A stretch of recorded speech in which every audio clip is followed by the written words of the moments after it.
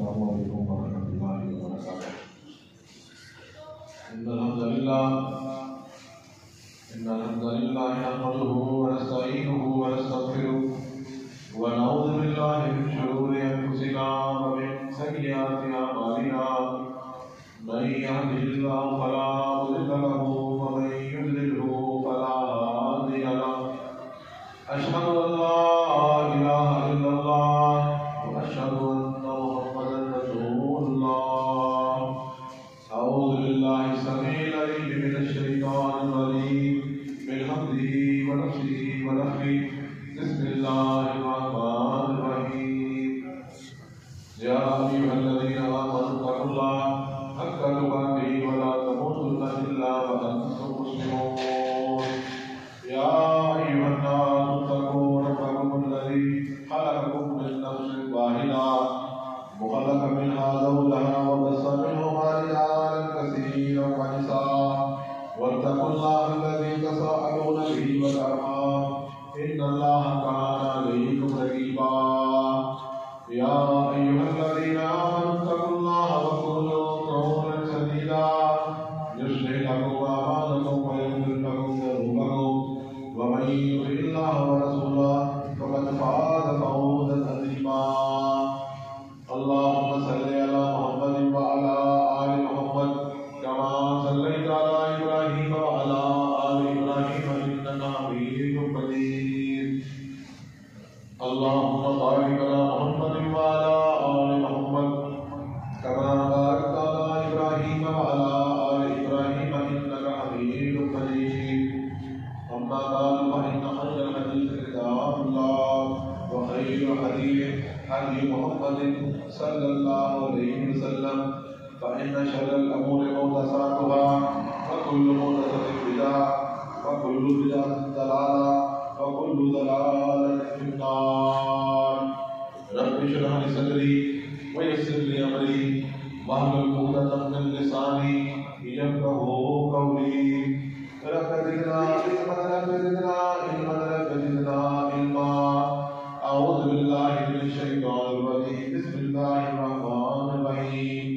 وما أصابكم من مصيبة فبما كسبت أيديكم ويعفو عن كثير۔ ہر قسم کی حمد و ثنا، تعریف، توصیف، بزرگی، بڑائی، حسبت، رفعت، جلال، شان اللہ تبارک و تعالیٰ کے لیے۔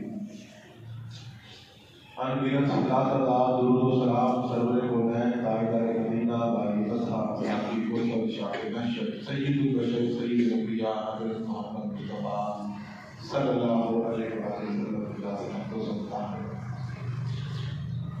حضرات، پچھلے 2 ماہ سے ایک واقعہ ہوا۔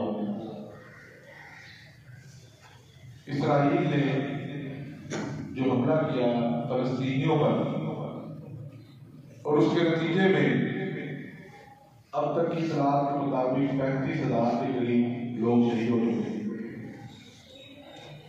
ان کا نقصان ان کی بلڈنگوں کا، ان کی املاک کا، ان کی جائیدادوں کا، ان کے انفراسٹرکچر کا، جو وہاں پہ ہسپتال، یونیورسٹیز، کالجز، سڑکیں، روڈ، پل، اس کا ابھی تک تخمینہ نہیں ہو سکتا کہ کتنا ہوا ہے۔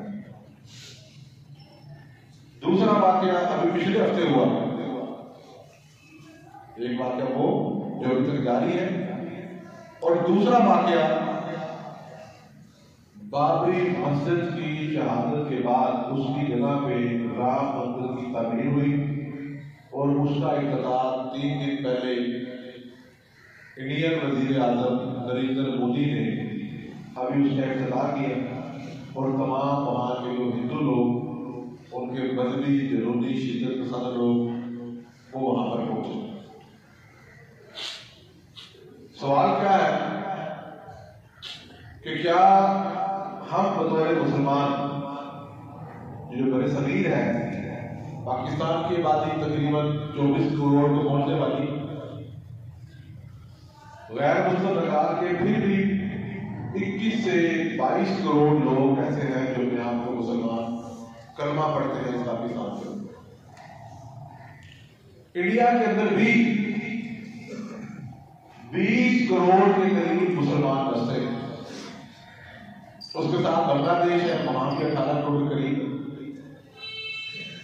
کہ یہ اتنی بڑی تعداد میں جو مسلمان ہیں اس بر صغیر کے اندر ہی اور پوری دنیا کے اندر اس وقت 1 ارب اور 80 کروڑ کے قریب مسلمان ہیں. ممالک کی تعداد بھی 57-58 کے قریب ہو چکی ہے. تیل کے ذخائر 70% تیل بھی اسلامی ممالک کے پاس ہے. گیس ایک بہت بڑی طاقت اور پاور ہے. 65% دنیا کی ٹوٹل گیس ہمارے اسلامی ممالک کے پاس ہے. باقی سونا اور ان کی بلڈنگیں اس کی بات نہ کریں. لیکن اتنے مسائل، اتنی تعداد، اتنا کچھ ہونے کے باوجود نہ ہم اس ایک اسرائیل کو روک سکے جس کی آبادی بھی چند کروڑ کے قریب نہیں ہوگی، اور اس کے مقابلے میں ایک مسجد کا دفاع بھی ہم لوگ نہیں کر سکے. یہ ہماری اس وقت دنیا میں بیٹھی ہوئی.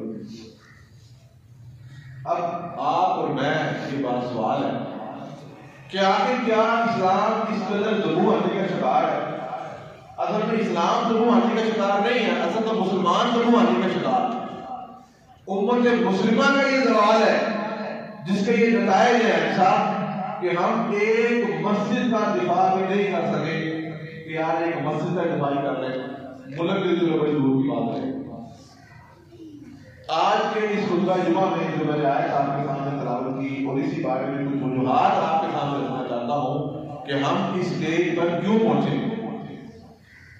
جہاں سب کی بات کرتے ہیں وہیں پر افراد اور گھرانے بھی اس کے اپنے سامنے رکھیں. اللہ تعالیٰ قرآن میں فرماتے ہیں وَمَا أَصَابَكُم مِّن مُّصِيبَةٍ فَبِمَا كَسَبَتْ أَيْدِيكُمْ.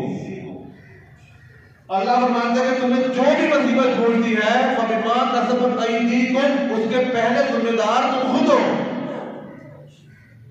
کسی کو اپنے زوال کا، اپنی گراوٹ کا، اپنے فیل ہونے کا، اپنے ناکام ہونے کا، اپنی شکست کا ذمہ دار مت ٹھہرائیں. سب سے پہلے اپنے آپ کو اپنے ضمیر کی عدالت میں کھڑا کریں کہ تمہاری قوم کہاں پر کھڑی تھی اور آج تم کس قدر زوال کے شکار ہو. اور یہی چیز انفرادی طور پر خاندانوں کی بات بھی یہی کہ جو خاندان پہلے امیر سے بڑے تھے، اتفاق کے اتحاد تھا، بڑا نام تھا، آج وہ سارے کے سارے زوال کا شکار ہو گئے.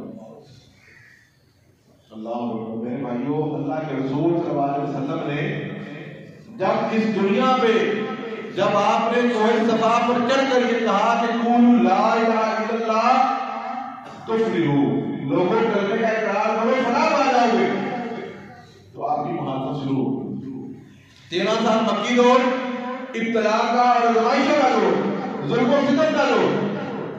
آپ نے مکہ چھوڑا، مدینے میں آ گئے. مدینے میں بھی ساتھ یہ رہا.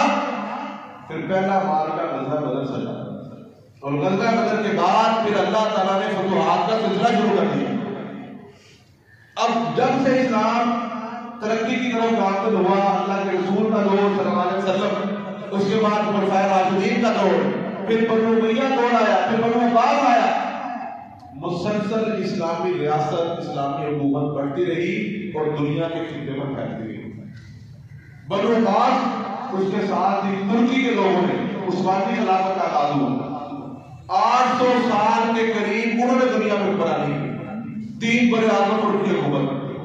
اس کے ساتھ ہی اسی اسلام میں افغانستان سے لوگ آئے، وہاں پر اسلامی حکومت قائم کر کے پھر سے بر صغیر میں آئے.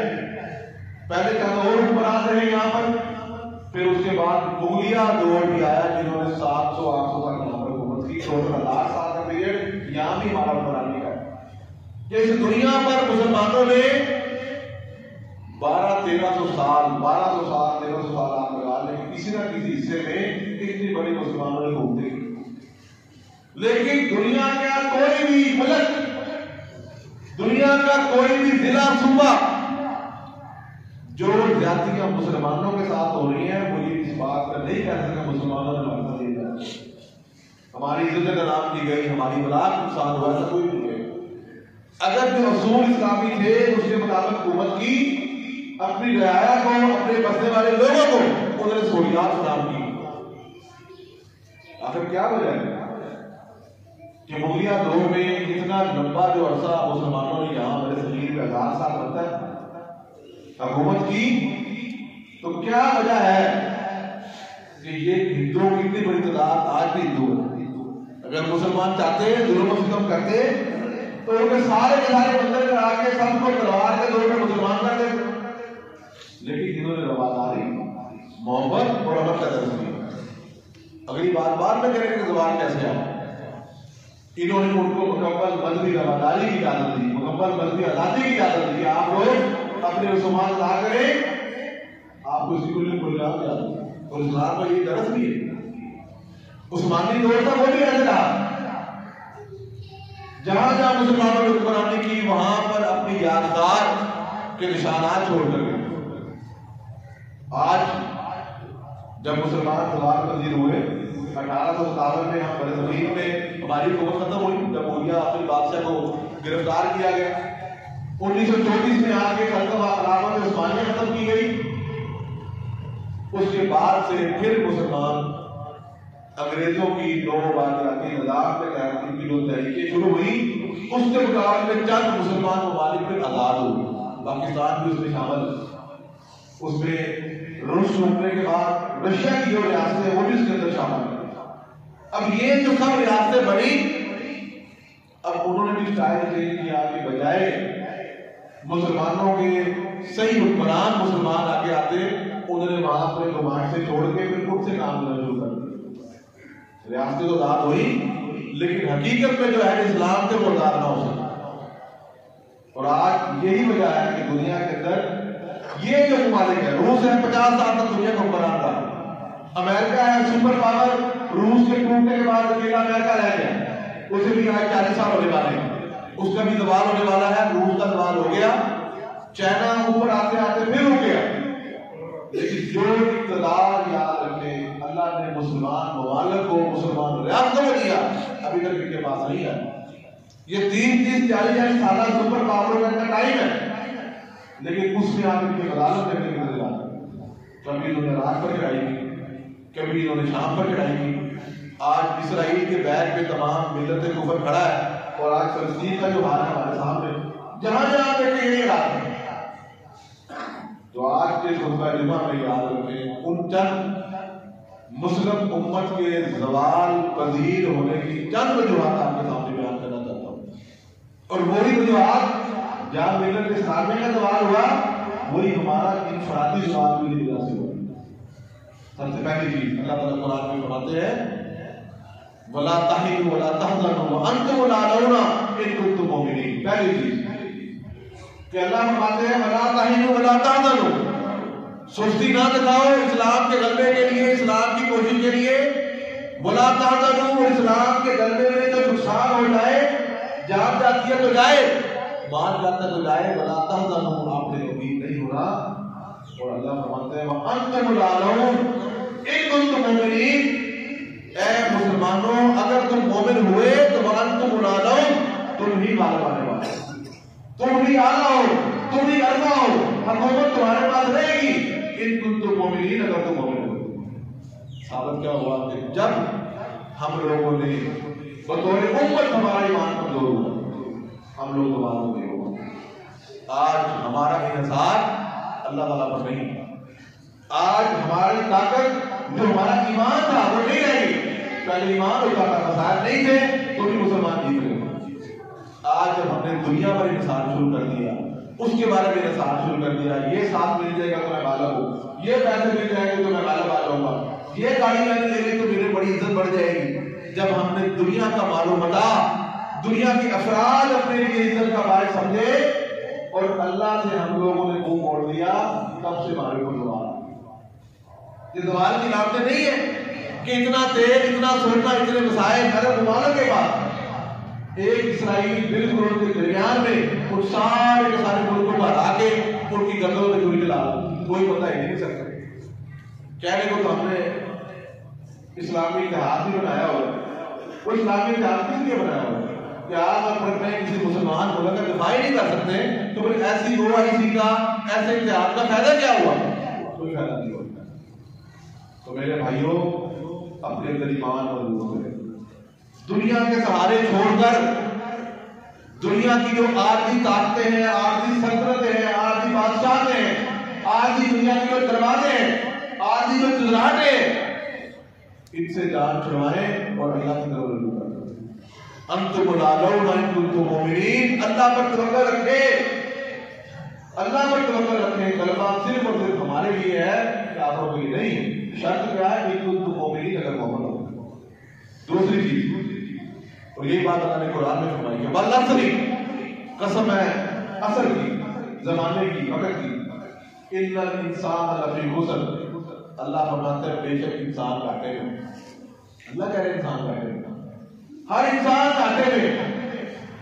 الا الذین، مگر وہ لوگ، آمنوا، جو ایمان لائے، وعملوا الصالحات، اور نیک عمل کیے. ایمان، آمن، ایمان لایا، اس سے گھاٹا نہیں پڑے گا. وعملوا الصالحات، اور نیک اعمال شروع کر دیے. میرے بھائی، نیک اعمال میں سب سے پہلی فرض عقیدے کے بعد، کلمے کے بعد نماز ہے. ہمارے گھروں میں کتنی نماز ہے؟ میرے اندر کتنی ہے؟ آپ کے اندر کتنی ہے؟ مسجد میں کتنی ہے؟ اس کے بارے میں آپ کو فیصلہ کریں. وعملوا الصالحات، پھر بقیہ اعمال. وتواصوا بالحق وتواصوا بالصبر. اللہ کہتا ہے جو حق کی تلقین کرتے رہے، دعوت دیتے رہے، تبلیغ کرتے رہے، اصلاح کرتے رہے، وتواصوا بالصبر، اور صبر کی تلقین کرتے رہے. آزمائش آ گئی، صبر نہیں کرنا. ایمان، اس کے بعد عمل، اس کے بعد دعوت، اور چوتھے نمبر پہ مصیبت آ جائے تو صبر. جو لوگ ان چار اصولوں پر عمل کریں گے، دنیا کا کوئی گھاٹا، کوئی خسارہ کو نہیں مل سکتا. یہ میں نہیں کہتا، قرآن کہتا ہے. الا الذین آمنوا وعملوا الصالحات. آپ اس پر عمل شروع کر دیں، اس پر عمل شروع کر دیں، ترقی اور فتح آپ کا مقدر بڑھ جائے گا. آج ٹھہراؤ نہیں ہے، صبر نہیں ہے، نیک اعمال نہیں ہے، عقیدہ مضبوط نہیں ہے، ایک دوسرے کو نصیحت کے لیے تیار نہیں ہے. پہلے کسی کا نقصان ہوتا تھا، لوگ اس کے بعد جاتے تھے، یار میرا یہ نقصان ہو گیا. ہم لوگ ایسے کہتے ہیں، اب یہ کہتے ہیں دفاع ہوئے، آپ کی جاتے تھے جاتے. عامر بھیا کیا ہو گیا؟ یار ایسا کر نہیں ہے، ایسا سمجھ نہیں ہے، اندھا ہے، بہر ہے، ایسا نہیں آ رہے، دفاع ہو گئے. پہلے ہر بندہ دل کو سمجھاتا تھا، لوگ گھروں میں جاتے تھے، بتاتے تھے بھائی تمہارا یہ نقصان ہو رہا ہے، فلانا بندہ تمہاری فصل کا نقصان کرتا ہے، فلانا تمہارے گھر کا کرتا ہے، فلانے بچے تمہارے بچوں کو خراب کرتے ہیں، فلانے بندے محلے دار یہ ایسا کرتا ہے. اب کسی کو پرواہ ہے؟ اب کسی کو کوئی پرواہ نہیں، دفعہ ہو گئے. جب سے ہم نے یہ کام شروع کیا تو سب کا ہی نقصان ہو گیا. آپ کو کسی کی فکر نہیں، تو جب آپ کا نقصان ہوتا ہے تو ہمیں کہتے ہیں ٹھیک ہے، ہمیں کسی کوئی فکر نہیں. یہ دوسری بڑی چیز. اور تیسری اور اہم چیز، قرآن کو چھوڑ دو. قرآن کو چھوڑ دو. آج ہم بطور مسلمان قرآن کو چھوڑ دیں. قرآن کس طرح چھوڑا؟ ایک عمل کے لحاظ سے چھوڑا. کیا ہمارے دل کے اندر آپ دیکھیں کتنے ایسے اعمال ہیں جو قرآن کے خلاف ہیں. ہم کہہ رہے ہیں کہ مسلمان ہیں نا، ہمارے لیے اللہ تعالیٰ نے کتاب لکھی ہے کہ تم نے اپنی زندگی اس کتاب کے مطابق گزارنی. ایسی ہے جیسے ہم گاڑی خریدیں تو ہمیں ساتھ وہ اتنی موٹی کتاب دیتے ہیں. ایک فریج لے کر آئیں، ایک موبائل لیں، ساتھ وہ کتاب دیتے ہیں، بھائی اس کے مطابق چلانا ہے، یہ پنکھا ایسے چلانا ہے، اے سی آپ نے ایسے چلانا ہے، یہ موٹر ایسے چلانی ہے، ویسے نہیں چلاؤ گے ہاں پٹاخہ ختم ہوگا اور وہ چیز خراب. یہی اصول ہے نا. اب اس کے مقابلے میں جب اللہ تعالیٰ نے ہمیں پیدا کیا، اللہ نے ساتھ قرآن بھیجا کہ اپنی زندگی قرآن کے مطابق، اور ساتھ پیغمبر بھیجے کہ اس پیغمبر کے مطابق زندگی گزاریں. ہم نے کیا کیا؟ الٹو. ہم اسے الٹو قرآن پر عمل بالکل چھوڑ دیا. نہ صرف یہ کہ عمل چھوڑ دیا، خدا کی قسم سادہ گھروں میں قرآن پڑھا جاتا تھا، اس سے بھی جان چھوڑا. سورۃ الکہف پڑھنا سنت ہے، ہر ایک کو پتہ ہے. کتنے بندے قرآن پڑھ کے آئے؟ یہاں سے شروع کریں وہاں تک 150-200 بندہ بیٹھا ہے تو 5 یا 10 بندے ہوں گے کہ ہم گھر میں قرآن آج اور سورۃ الکہف پڑھ کے آئے لیکن نہیں پڑھتے. کتنے بندے ہیں جو روزانہ تلاوت کرتے ہیں؟ ایک صفحہ، ایک سپارہ نہیں، صرف ایک صفحہ. کتنے بندے ہیں جو قرآن نہیں پڑھتے؟ ہماری نئی نسل کو اپ ٹو ڈیٹ ہے، میٹرک کرا دی، ایم اے کرا دی، ایم ایس سی کرا دی، بی ایس ہو رہا ہے لیکن قرآن پڑھنا نہیں آتا. سادہ قرآن ہمیں دور ہے، سادہ قرآن بھی ہماری نئی نسل کو پڑھنا نہیں آ رہا. اور افسوس اس بات کا ہے کہ ہمیں اس کا احساس بھی نہیں ہوتا جا رہا، ہمارے اندر یہ احساس بھی نہیں ہوتا جا رہا کہ بھائی میرا یہ بھائی ہے اتنا بڑا ہو گیا قرآن نہیں پڑھا، یہ موبائل دے دو تو سیدھا امریکہ بات کر لے گا، ساری اس دنیا کا پتہ ہے کہ کون جیت رہا ہے کون ہار رہا ہے، سیاست کیا ہو رہی ہے، قرآن بولو نہیں بولو، تو بھائی یہ کس کا گناہ ہے؟